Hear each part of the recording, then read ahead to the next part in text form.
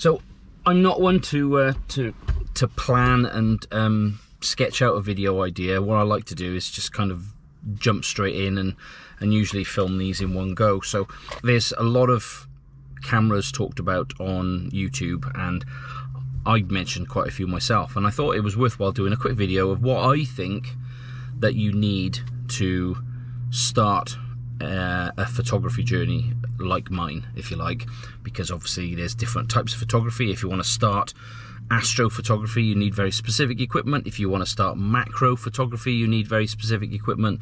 If you want to start sports photography, for instance, you need very specific equipment. But generally, walking and shooting, street photography, general point and shoot photography, if you like, I thought I'd make a quick video and give you my 2 pence of what I think you need, and that's based on what I've actually got with me today. So this is a Lumix GF1. It's about 12-13 years old. It's 12 megapixels. It's micro four thirds. It's a little bit battered and beaten up. It was secondhand from mpb.com, and I paid £53 plus the shipping. So, you know, for £60 I got a really good, solid micro four thirds body, loads of features, everything that you actually need, if I'm honest. Panasonic Lumix GF1, something like this costs between, say, sort of 60 quid. The second item would be something like this lens, which is the 7 Artisans 18mm 6.3 aperture. It's a pretty basic lens. It gives you that sort of 36mm point and shoot field of view, and I just like it. It's nice and simple. This is quite a slim, pocket friendly camera, and yeah, I can't fault it at all. I really like it. That cost me about £50, so far come to, call it, say, 120 quid. This camera came with a battery.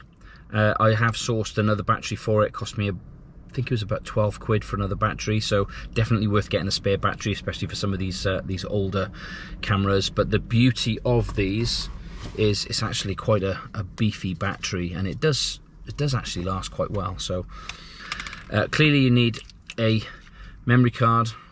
I've got a 32 disc SanDisk here, and of course memory cards you can go and buy. I've bought cheap ones from Tesco for like 8-9 quid, so you could buy as big and as fast and as slow as you like, really. In a camera like this, I don't think you're really going to be worrying too much about it.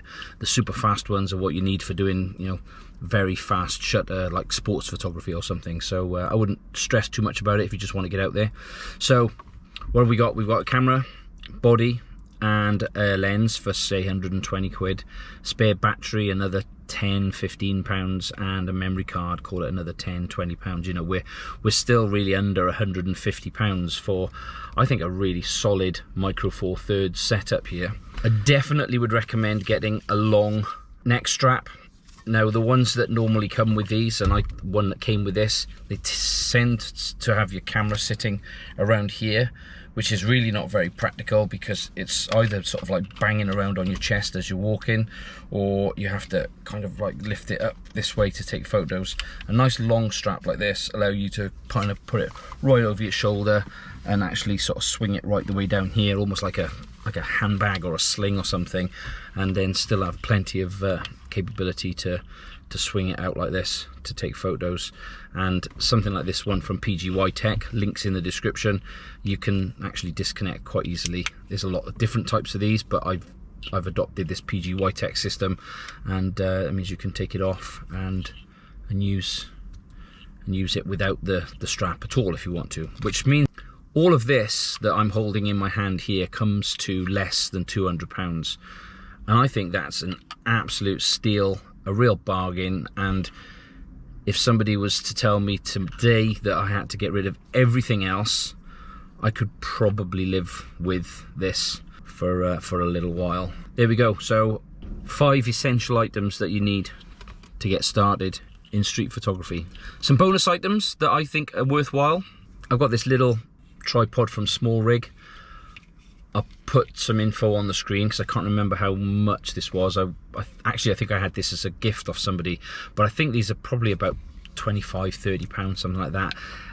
It's not a large tripod, as you can tell, but this is great if you want to do some photos, say when it's getting a little bit darker and when you need to have that ISO on a lower number, that if you want to sort of like pop this down on a wall or something for taking those night shots, it means that you can get your camera quite stable.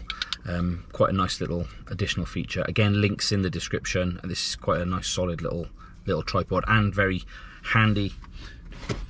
I like to have a sling. I've got a couple of different ones. This one from Passenger is one that I bought recently that I quite like, and it's really handy for lots of sort of like everyday carry stuff. And this is a nice thing just to, sometimes I just leave it in the car, but it just means that leaving the house I know that I've got everything I need. If I want to just go and take photos and I don't need to worry about the weather and packing it away, then I can just hang it around my neck. But if I want to, I can bring the sling and keep everything in it.